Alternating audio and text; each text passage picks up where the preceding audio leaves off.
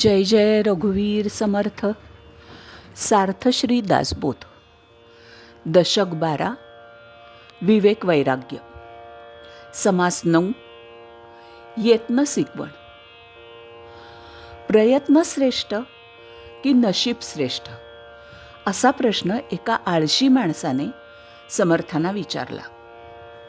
श्री समर्थ प्रयत्नवादाला श्रेष्ठ मानतात. तसेच नशीब किंवा प्रारब्ध खोटे आहे असे नाही, कारण प्रयत्नांच्या आधारे माणूस नशिबावर मात करू शकतो.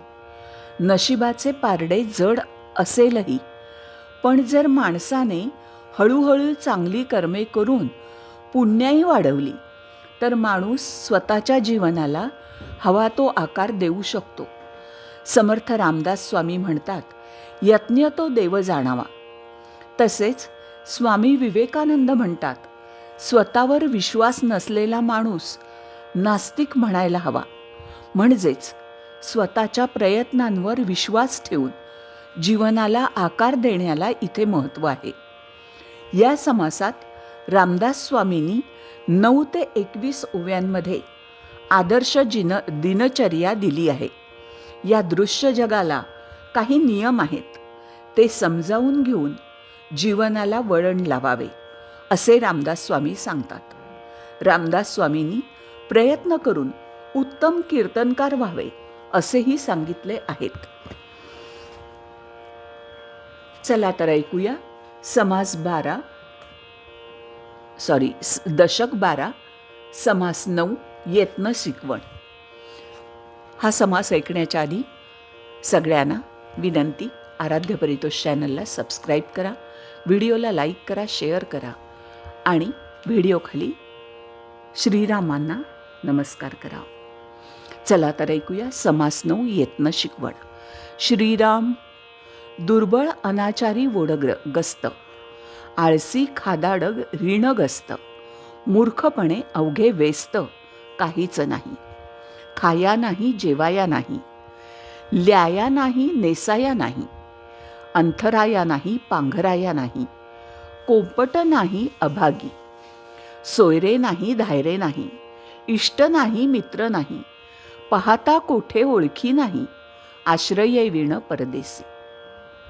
तेणे कैसे करावे, काय जीवेसी धरावे, वाचावे की मरावे, कोण्या प्रकारे. ऐसे कोणी एके पुसिले, कोणी एके उत्तर दिधले, श्रोती सावधान ऐकिले, पाहिजे आता. लहान थोर काम काही, केल्या वेगळे होत नाही, करंटा सावध पाही, सदैव होसी. अंतरी नाही सावधानता, यत्न ठाकेना पुरता, सुख संतोषाची वार्ता तेथे कैंची. म्हणून आळस सोडावा, यत्न साक्षेपे जोडावा, दुश्चितपणाचा मोडावा थाराबळे. प्रातःकाळी उठत जावे, प्रातः स्मरामी करावे, नित्य नेमे स्मरावे पाठांतर. मागील उजळणी पुढे पाठ, नेमका धरावा निकट, बाष्कळपणाची वटवट करू नये. दिशेकडे दुरी जावे, शुचिष्मंत होऊन यावे, येता काहीतरी आणावे रीते खोटे. धूत वस्त्रे घालावी पिळून, करावे चरण क्षालन, देवदर्शन देवार्चन यथासांग. काही फळाहार घ्यावा, पुढे व्यवसाय करावा, लोक आपला परावा म्हणत जावे. सुंदर अक्षर लिहावे, स्पष्ट नेमस्त वाचावे, विवरो जाणावे अर्थांतर. काय करायला सांगतात रामदास स्वामी? सुंदर अक्षर लिहावे, लिहिताना अक्षर सुंदर असावं, स्पष्ट नेमस्त वाचावे, स्पष्ट म्हणजे स्पष्ट, आणि वाचावं कसं, नेमकं स्पष्ट वाचायला हवं. विवरो जाणावे अर्थांतर. त्यातल्या ज्या मराठी भाषातला काही संकेत आहेत ते जाणून अर्थ समजून घ्यावा. नेमस्त नेटके पुसावे, विशद करून सांगावे. प्रत्यय विण बोलावे तेची पाप. बोलणं सुद्धा आपल्याला बोलण्याचे दाखले देता आला पाहिजेत. प्रत्यय विण बोलावे तेची पाप. सावधानता असावी, नीतिमर्यादा राखावी, जनास माने ऐसी करावी क्रियासिद्धी. कार्य करताना सुद्धा काय सांगितलंय? जनास माने ऐसी करावी. लोकांना पटेल असं कार्य करावं. आलियाचे समाधान, हरिकथा निरूपण, सर्वदा प्रसंग पाहून वर्तत जावे. ताळधाटी मुद्रा शुद्ध, अर्थप्रमेय अन्वय शुद्ध, गद्यपद्ये दृष्टांत शुद्ध अन्वयाचे. गाणे वाजवणे नाचणे, हस्तन्यास दाखवणे, सभारंजके वचने, आडकथा छंदबंद. बहुतांचे समाधान राखावे, बहुतांचं मानेल ते बोलावे, विरंग पडो नेदावे कथेमध्ये.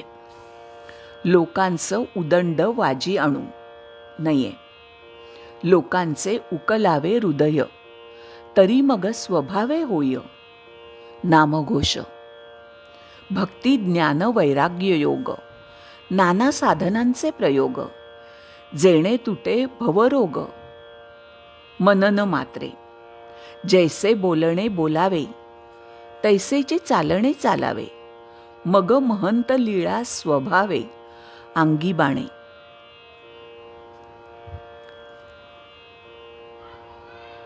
युक्तिवीण साजिरा योग, तो दुराशेचा रोग, संगतीच्या लोकांचा भोग उभा ठेला. ऐसे न करावे सर्वथा, जनांस पाववू नये व्यथा, हृदयी चिंतावे समर्था रघुनाथासी. उदास वृत्तीस मानवे जन, विशेष कथा निरूपण, रामकथा ब्रह्मांड भेदून पैलाड न्यावी. सांग महंती संगीत गाणे, तेथे वैभवास काय उणे, नभा माझी तारांगणे तैसे लोक. हे कीर्तनकार असतात, त्यांच्याविषयी सांगितलेलं आहे की जो कथा निरूपण करतो त्याला त्याच्या वैभवाला काय कमी आहे. म्हणून ते कीर्तनीकार व्हा, समाज प्रबोधन करा, असंही रामदास स्वामी याच्यातून सांगतायत. आकलबंद नाही जेथे, अवघेची विस्कळीत तेथे, येके आकले विणते काय आहे, घालून अकलेचा पवाड, व्हावे ब्रह्मांडाहून जाड, तेथे कैंचे आणिले द्वाड करंटपण. येथे आशंका फिटली, बुद्धीन येतनी प्रवेशली, काही एक आशा वाढली अंतःकरणी. इतिश्री दासबोधे गुरुशिष्य संवादे येत्न सिकवण नाम समास नवम. श्रीराम